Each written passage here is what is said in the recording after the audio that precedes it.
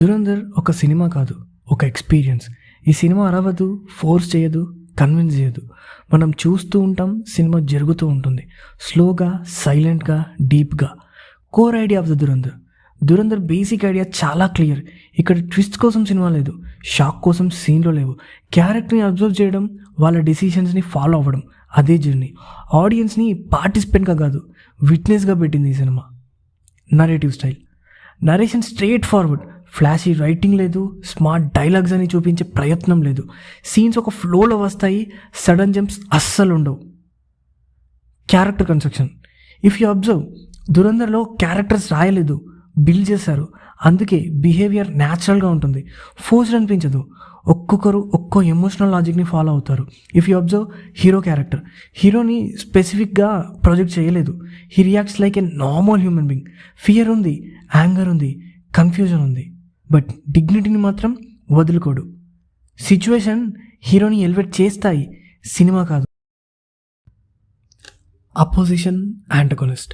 Opposition loud కాదు, threat dialogues కాదు, ప్రజెన్స్తో క్రియేట్ చేస్తాడు. విలన్ సీన్లో ఉన్నాడంటే చాలు అటెన్షన్ ఆటోమేటిక్గా ఉంటుంది. ఆడియన్స్కి చెప్పరు ఈజ్ డేంజరస్ అని, ఆడియన్స్కి ఫీల్ అయ్యేలా చేస్తారు. పర్ఫార్మెన్స్ అనాలిసిస్, ఈ సినిమాలో యాక్టింగ్ అనిపించదు, యాక్టర్స్ పర్ఫామ్ చేయరు, సీన్లో ఇన్వాల్వ్ అయిపోతారు. Eye movements, pauses, body languages ఇవి డైలాగ్స్ కన్నా ఎక్కువ మాట్లాడాయి. సినిమా టోన్కి ఈ కంట్రోల్ యాక్టింగ్ పర్ఫెక్ట్గా మ్యాచ్ అయింది. And then direction and scene design. Direction గురించి మాట్లాడితే దురంధర్లో బిగ్గెస్ట్ స్ట్రెంత్ ఆగి ఆగి సినిమా చెప్పడం. మనం ఒక స్పెసిఫిక్ ఎగ్జాంపుల్ తీసుకుంటే 26/11 సీక్వెన్స్. ఆ సీన్ని ఇంకొంచెం డ్రమాటిక్గా చూపించవచ్చు. High pitch, background score, fast cuts, forced emotions, అన్ని ఆప్షన్స్ ఉన్నాయి. కానీ డైరెక్టర్ అక్కడే ఆగిపోయాడు. ఆడియన్స్ని షాక్ చేయడం కోసం కాదు, ఆ సిచ్యువేషన్ వెయిట్ని రెస్పెక్ట్ చేయడం కోసం. అందుకే ఈ సీన్ లౌడ్గా అనిపించదు, గుండె తరుక్కుపోయేలా చేస్తుంది. డైరెక్టర్ అక్కడ క్లియర్గా డిసైడ్ అయ్యాడు, సీన్ని మాట్లాడనియాలి, నేను ఇంటర్ఫియరెన్స్ అవ్వకూడదు. రన్ టైం ఎక్కువ ఉన్నా కూడా ఆడియన్స్ సీట్లో కూర్చోబెట్టగలిగాడు అని అంటే అది డైరెక్టర్ స్ట్రెంత్. సినిమాలు ఎంతో కాదు, సీన్ డిజైన్తో హోల్డ్ చేశాడు. ఇక్కడ డైరెక్టర్ సీన్ని డామినేట్ చేయలేదు, సీన్కి వాల్యూ ఇచ్చాడు.